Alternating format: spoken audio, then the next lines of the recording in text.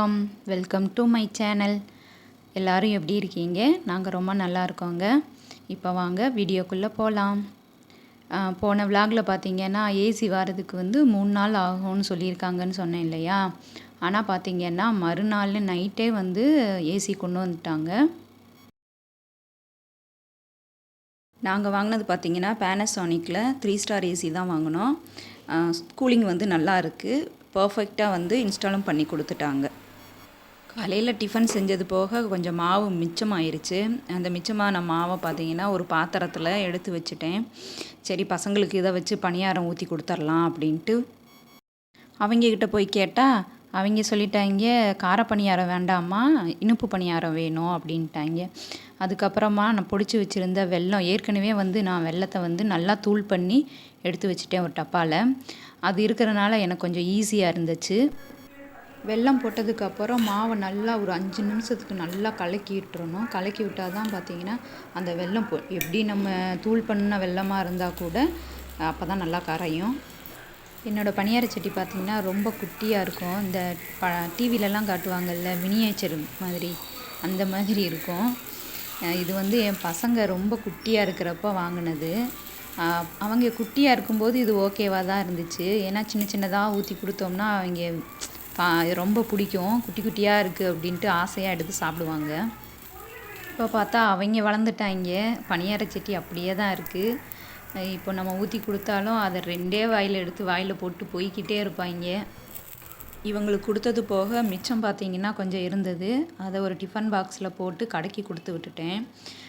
கடையில் வேலை பார்க்குற பசங்க இருக்காங்க. சரி அவங்களாவது சாப்பிடுவாங்க இல்லையா, அதனால் அவங்களுக்கு கொடுத்து விட்டுட்டேன். நாங்கள் சின்ன பிள்ளையில் பார்த்தீங்கன்னா லீவ் விட்டோடனே எங்கள் ஆத்தா ஊருக்கு போவோம்.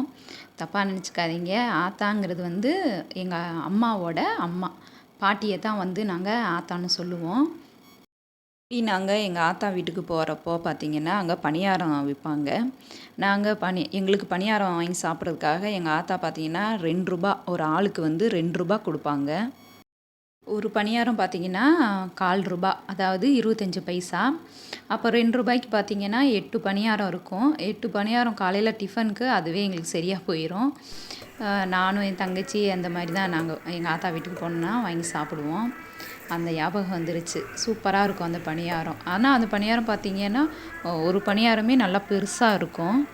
பாப்பா பார்த்திங்கன்னா வழக்கம் போல் அவளுக்கு கிரேப் ஜூஸ் போட்டு எடுத்துகிட்டு போயிட்டா. நான் மதியத்துக்கு என்ன செய்கிறதுன்னு அப்படி யோசனையில் இருந்தேன். அப்போ பார்த்திங்கன்னா வெளியில் கீரைக்கார அம்மா கீரை விற்றுக்கிட்டு இருந்தாங்க.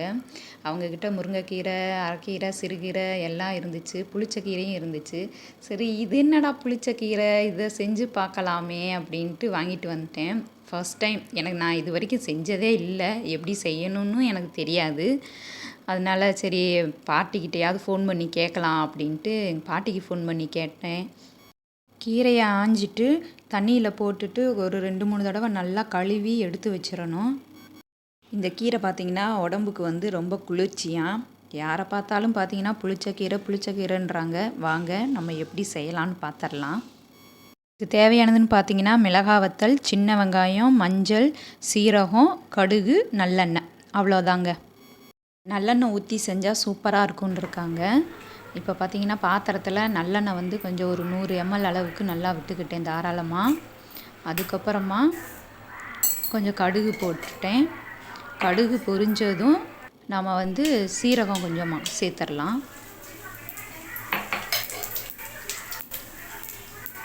சீரகமும் பொரிஞ்சிருச்சு. இப்போ சின்ன வெங்காயம் நறுக்கி வச்சுருக்கிறத எடுத்து போட்டாச்சு. அது கூடவே கொஞ்சம் கருவேப்பிலையும் சேர்த்துட்டேன். அதுக்கப்புறமா மிளகாய் வத்தல், நான் பார்த்திங்கன்னா 2 தான் எடுத்து வச்சுருக்கேன் மிளகாய் வத்தல். நீங்கள் காரத்துக்கு தகுந்த மாதிரி ஒரு 4-5 கூட போடுங்க. நான் ரொம்ப கம்மியாக போட்டுட்டேன். அதுக்கப்புறமா நம்ம எடுத்து வச்சுருக்கிற கீரை பார்த்திங்கன்னா ஒரு 2-3 கை எடுத்து நான் போட்டிருக்கேன். நிறையா இருந்தது. அதுக்கப்புறமா மஞ்சத்தூள்,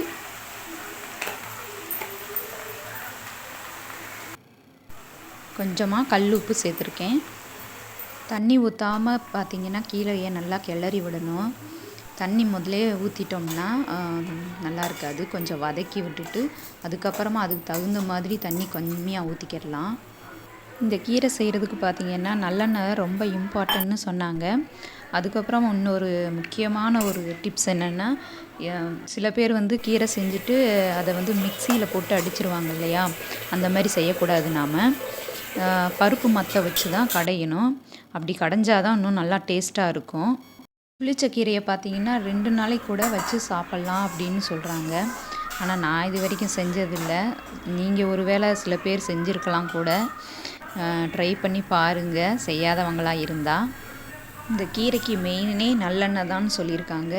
கொஞ்சமாக சாதம் வச்சு அதில் ஒரு கரண்டி கீரை எடுத்து வச்சு அதுக்கு மேலே கொஞ்சமாக நல்லெண்ணெய் விட்டு சாப்பிட்டு பாருன்னு சொல்லியிருக்காங்க. நானும் ட்ரை பண்ண போகிறேன். நீங்களும் ட்ரை பண்ணிவிட்டு எப்படி இருந்துச்சுன்னு சொல்லுங்கள்.